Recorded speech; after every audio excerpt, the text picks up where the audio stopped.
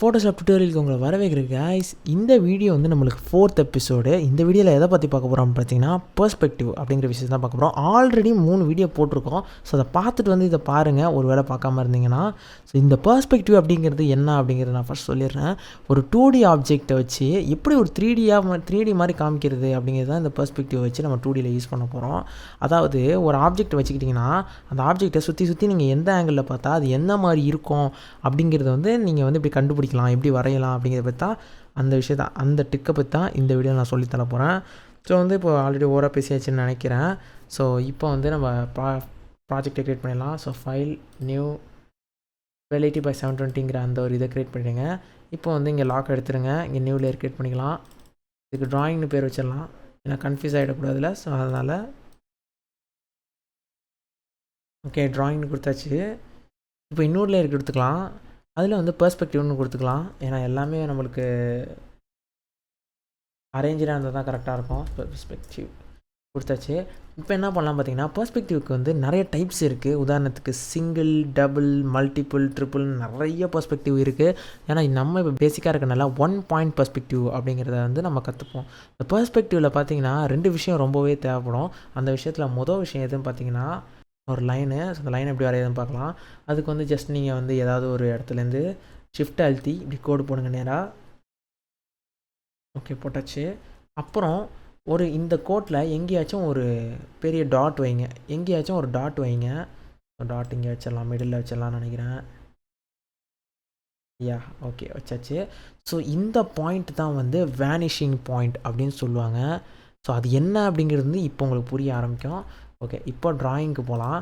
போயிட்டு நம்ம வந்து ஒரு க்யூப் வரையலாம், அப்படியே குட்டியாக்கிக்கலாம். ஓகே ஓகே இப்போ பார்த்தீங்கன்னா இந்த க்யூப் வந்து 2 டைமென்ஷனலாக இருக்குது. அவங்க பார்த்தீங்கன்னா 2 டைமென்ஷனலாக இருக்குது. சைட்லேருந்து பார்த்தா எப்படி இருக்கும் அதெல்லாம் வந்து ஒன்றுமே தெரியல. இப்போ வந்து இதுக்கு ஒரு 3D ஃபீல் கொடுக்க போகிறோம். எப்படின்னு பார்த்தீங்கன்னா ஒன்றும் இல்லை, இங்கேருந்து இங்கே ஒரு கோடு, இங்கேருந்து இங்கே ஒரு கோடு, ஓகேங்களா. இப்போ வந்து இங்கேருந்து இங்கே ஒரு கோடு கொடுத்துடலாம். கொடுத்துட்டு மீதி இருக்கிற இந்த பார்ட்டை நம்ம டெலீட் பண்ணிடலாம், தேவையில்லை இனிமேல் நம்மளுக்கு இது.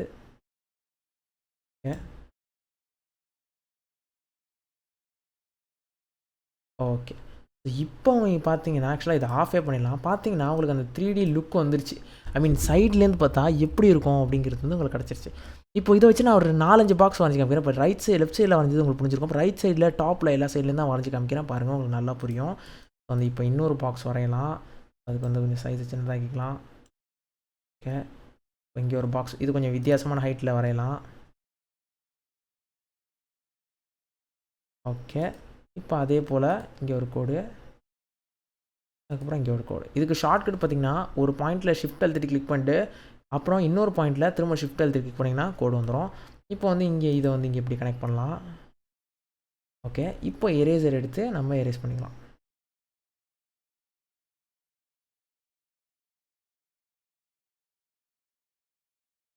ஓகே இப்போ இன்னொரு பாக்ஸையும் வரைஞ்சிடலாம், பண்ணுறதோடு சேர்த்து பண்ணிடலாம்.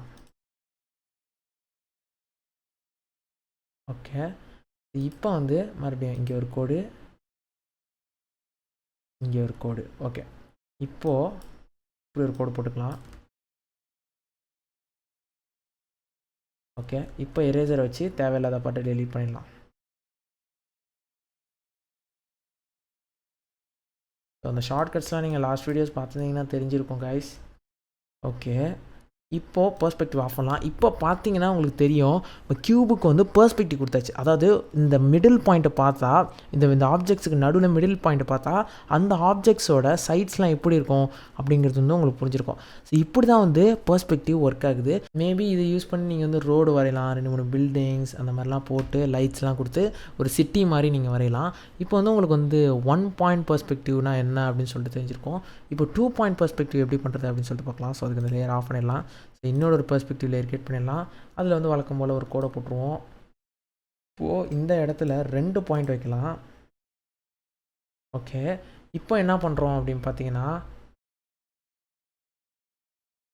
ஒரு ஸ்ட்ரெயிட் லைன் வரையலாம். இப்போ வந்து அந்த பாக்ஸ் க்யூப் வந்து மிடில் இருந்தால் எப்படி இருக்கும் தான் பார்க்க போகிறோம். ஸோ மிடில் ஒரு கோடை போட்டுடலாம். நெக்ஸ்ட் என்ன பண்ணுறீங்க பார்த்தீங்கன்னா, இந்த இடத்துலேருந்து இங்கே ஒரு மிடில் ஒரு கிளிக்கு, அப்புறம் இங்கேருந்து இங்கே ஒரு கனெக்ட், இங்கேருந்து இங்கே ஒரு கனெக்ட், அதுக்கப்புறம் இங்கேருந்து இங்கே ஒரு கனெக்ட். ஓகே, இப்போ என்ன பண்ணுறீங்க பார்த்தீங்கன்னா, இந்த ஜாயின்ட்ஸ் கனெக்ட் பண்ணுங்கள். அப்புறம் இந்த ஜாயின்ட்ஸ், எஸ், ஓகே, டன். இப்போது இந்த தேவையில்லாத பாட்டெலாம் delete பண்ண வேண்டிய நேரம் வந்துச்சு. ஓகே, delete பண்ணிடலாம். ஃபுல்லாகவே delete பண்ணிடலாம். தனி லேயரில் வரைய மறந்துட்டேன். நான் மிடில் பார்ட்டையும் வரைஞ்சிட்டா உங்களுக்கு இன்னும் கம்ஃபர்டபுளாக இருக்கும்னு நினைக்கிறேன். அதையுமே வரைஞ்சிடலாம், அழிச்சிடலாம். ஓகே கைஸ், ஸோ இப்போ பார்த்தீங்கன்னா இந்த ஆப்ஜெக்டோட 2 பாயிண்ட் பெர்ஸ்பெக்டிவோட நம்ம வரைஞ்சாச்சு. இப்போ மிடில்லேருந்து பார்த்தா சைட்ஸ் எப்படி இருக்குது அப்படிங்கிறது வந்து நம்மளுக்கு தெரிஞ்சிச்சு. இப்போ 3 பாயிண்ட் பெர்ஸ்பெக்டிவ் கொடுத்து இந்த டாப் எப்படி இருக்கும், அதாவது கொஞ்சம் டாப்லேருந்து பார்த்தா இந்த க்யூப் எப்படி இருக்கும் அப்படிங்கிறது கூட நம்மளாட்டி வரைய முடியும். ஸோ கைஸ், இப்படி தான் வந்து பெர்ஸ்பெக்டிவ் வந்து ஒர்க் ஆகுது. ஸோ பேசிக்ஸ் வந்து உங்களுக்கு புரிஞ்சிருக்கும். ஸோ மேபி நெக்ஸ்ட் வீடியோ வந்து நம்ம கலர்ஸ் பற்றி பேசிவிட்டு அதுக்கப்புறம் ஃப்ளாட் ஆர்ட், பிக்சல் ஆர்ட் அந்த மாதிரி விஷயங்களுக்கு வந்து நெக்ஸ்ட் கோர்ஸில் வந்து நம்ம பண்ண ஆரம்பிச்சிடலாம். ஸோ இந்த வீடியோக்கு அவ்வளோதான் கைஸ். தேங்க்ஸ் ஃபார் வாட்சிங் அண்ட் குட் பை.